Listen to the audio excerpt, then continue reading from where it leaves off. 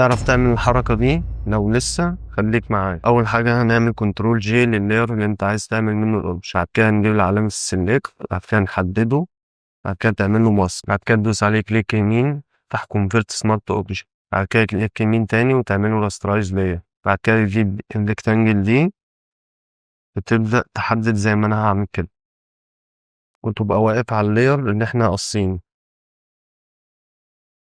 بعد كده تبقى واقف على اللاير وتعمل كنترول تي، فتشده لآخر الباك جراوند،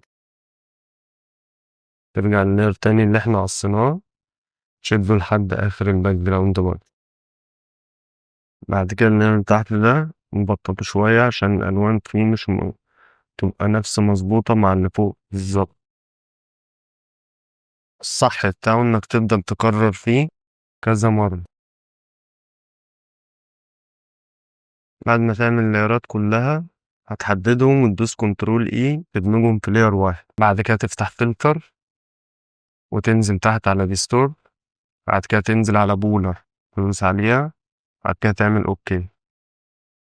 كده الشكل بتاعك اتكون، تظبطه بقى على حسب اتجاه الاوبجكت بتاعك.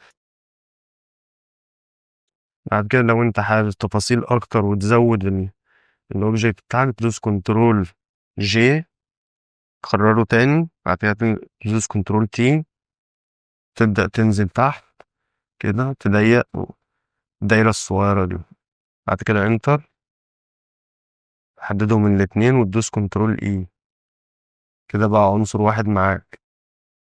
افتح ماسك اللاير بتاعك فوق، بعد كده تحدد على اللاير اللي هو الافكت اللي انت عامله وتبدأ تمسح الزيادة دي،